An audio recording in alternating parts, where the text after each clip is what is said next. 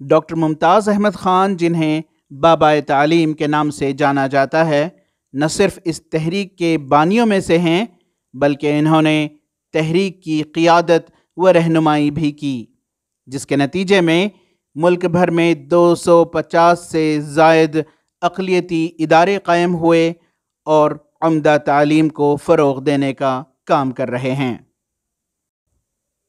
آج مرحوم ڈاکٹر ممتاز احمد خان کی نماز جنازہ کے بعد آخری رسومات ادا کی گئیں اور ہوسکوٹے میں واقع الامین ریزیڈنشل اسکول کے احاطے میں انہیں سپرد خاک کر آخری سفر پر روانہ کیا گیا۔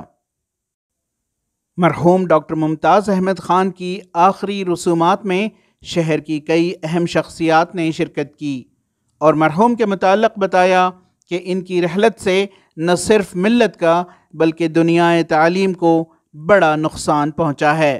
میرے والد ڈاکٹر ممتاز احمد خان صاحب ایک ایجوکیشنسٹ ہیں، تقریباً 60 سال تک ان کے ان کا جو ہے عمر جو ہے انہوں خدمت میں لگا دی ایجوکیشن کے لائن میں، اور الحمدللہ اللہ ان سے بہت کام لیا۔ Medical college, engineering college, pharmacy college, law college, BBM، MBA، MCA، B.Ed، سب نرسنگ، سب کالجز الحمدللہ عالمین کے بینر میں چل رہی ہیں۔ یہ ہمارے والد صاحب کی بہت محنت اور بہت جو ہے قابل تعریف کام کیے ہیں۔ 50 سال پہلے یا 60 سال پہلے آپ دیکھو بنگلور میں حالت کیا تھی، ایجوکیشن کی حالت کیا تھی۔ اس ٹائم پہ ابا جو ہے وہ ویژن تھا ان کا کہ ایجوکیشن کو اتنا امپورٹنس دینا۔ آج الحمدللہ اس کا نتیجہ ہمیں دیکھ رہے ہیں کہ ان کے بچے جو ہمارے اسٹوڈنٹس نکلے وہ پولیٹیشینز ہوئے، گورنمنٹ سروس میں گئے، بزنس مین ہوئے، ڈاکٹرز ہوئے، انجینئرس ہوئے۔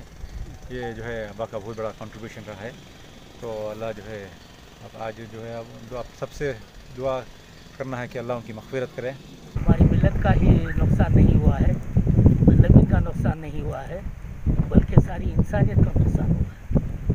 ان کی رحلت سے جو بابا تعلیم ڈاکٹر ممتاز احمد خان صاحب، ان کی جو رحلت ہوئی ہے، یہ بڑی رنج و غم کا ملال چھا گیا ہے ہم پر، اور سارے ملک میں جو 250 ادارے قائم کیے ہیں وہ تمام ایک سکتہ تاری ہو گیا ہے تمام ذمہ داروں کے دماغوں میں۔ اللہ اس کا صبر عطا فرمائے۔